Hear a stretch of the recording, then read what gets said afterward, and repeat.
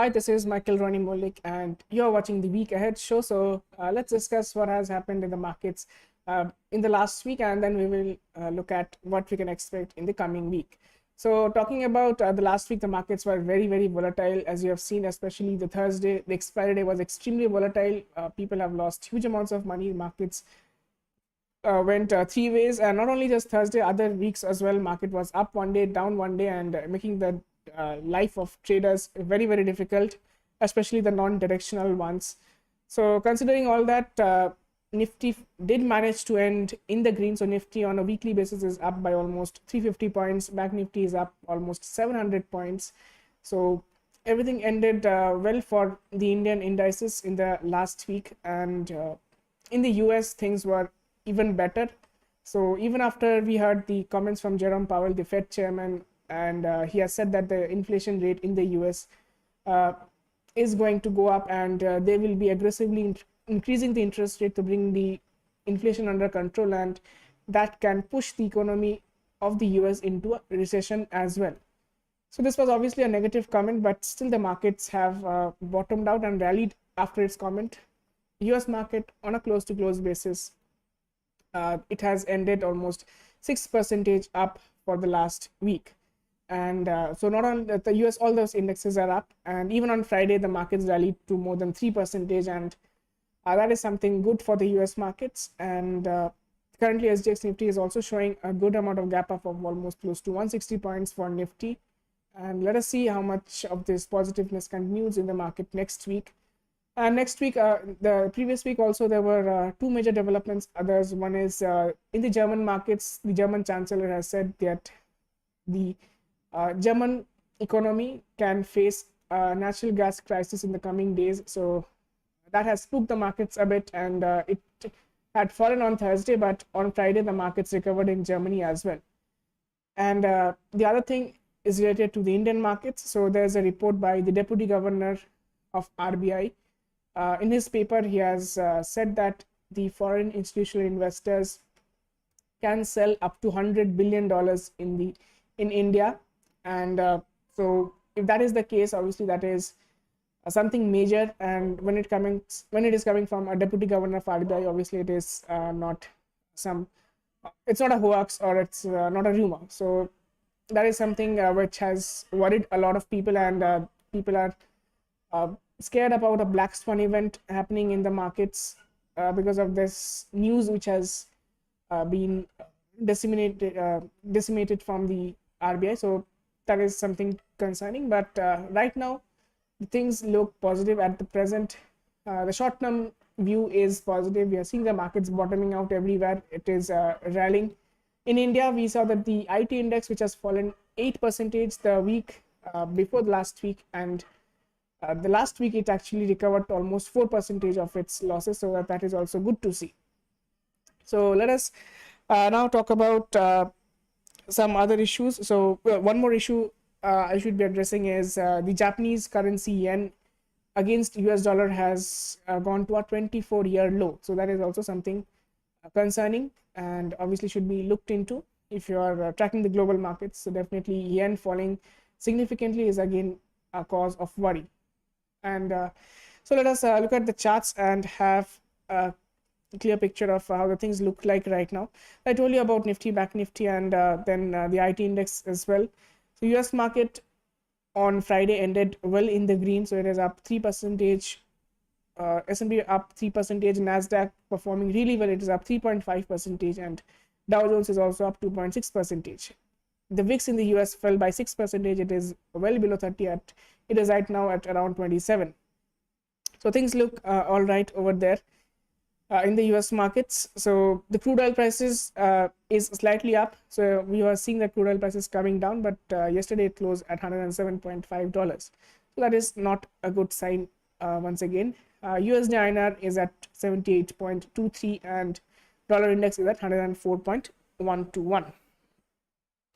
Talking about the open interest for the next week, people are expecting a range of this is for Back Nifty. People expecting 35,000 to be the upper ceiling for Back Nifty, and on the downside 33,000 seems to be a strong support, and if that is broken, 32,000 will be acting as a good level of support for Bank Nifty. This is for the 30th June expiry. that is this coming Thursday. Coming to Nifty, people are expecting 16,000 to act as a huge level of resistance on the upside for Nifty, and on the downside 15,500 also looks like a good support for this Thursday's expiry. So people are expecting the markets to trade between 15,500 to 16,000 is what we see as per the open interest. And so before we go ahead with the levels, let us look at some of the important events that are going to be unfolding next week. So that is something important. So Monday and Tuesday, nothing major to look into, but what you should be concerned about is on Wednesday. And Wednesday after market hours at 6 p.m. we are getting the US GDP growth rate for the first quarter of 2022, and that is something major. Why? Because the expectation is at negative 1.5%. And if you remember, last quarter the US GDP growth rate was also negative 1.5%. So if back-to-back 2 quarters of negative growth rate is technically termed as a recession. So if this time the growth rate is coming negative, we can say that the US markets have officially entered into the recession territory, and that is definitely not a good news, and the markets would be reacting negatively to that news. So very, very important for this week is the GDP growth rate of the United States of America, and that should be watched out. So the effects of which will be obviously felt in the Indian markets the next day, that is the Thursday expiry, 30th of June. So keep an eye out for that. And apart from that, let us look at what's next. So next on Thursday, we have the GDP growth rate from UK. This is going to be announced at 11:30 a.m. in the morning, that is during the market hours. So it is an expiry day. We will be having a lot of volatility, and on top of that, we also have the GDP growth rate for UK also coming in. So that is something you should look into. And then we have the infrastructure output for India as well, coming out post market hours at 5:30 p.m. Thursday. That is not much important. And on Friday is the 1st of July, and on the first day of any month, we know we get the auto sales data. So monthly auto sales data will be announced on that day. That will be affecting the auto stocks. And on top of that, we have the manufacturing PMI data coming in from India and China both on Friday. So looking ahead, we are obviously seeing that Thursday and Friday is going to be very, very volatile and turbulent for the markets, depending on what kind of data we are getting in from the global markets. And obviously till Wednesday, things can consolidate a bit with a bullish bias. But again, for Thursday and Friday, we have to look at the news to decide the trends of the market. Now, if we look about some of the levels that we can follow for the next week in case of Nifty and Bank Nifty, let us look into that. So let's look into the levels of Bank Nifty. Bank Nifty, you can see there's a huge gap to be filled from 33,800 and above to 34,400. So this is a gap to be filled. So if the markets manage to break out from this zone of 33,775, we can expect the markets to go up for the gap filling. So that is possible if the markets remain bullish and continues its positive momentum. And on the downside, we can look at 32,800 as a strong level of resistance for Bank Nifty going ahead. And so this is about Bank Nifty levels you can be watching out for. So definitely watch out for somewhere in the middle around 33,900, and let's see if the markets is able to break that. Then we can expect a further up move in Bank Nifty. Now coming to Nifty, obviously Nifty has ended at a crucial level of resistance yesterday. Markets exactly ended at 15,699.25, and we know the importance of 15,700. And so let us see where the markets SGX Nifty indicates a gap up opening of almost 160 points. It is at 15,859.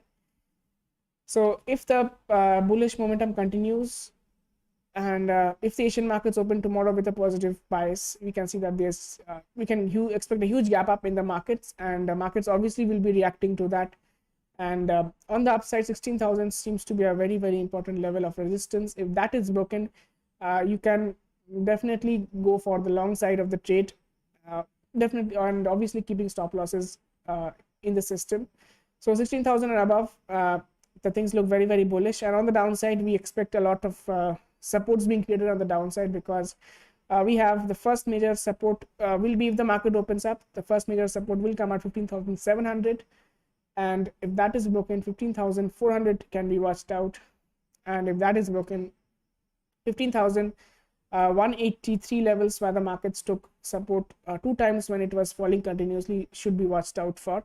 And if all hell breaks loose, then 15,000 is the last level of support, with which if it markets closes below that, you can definitely close your eyes and go short on the markets.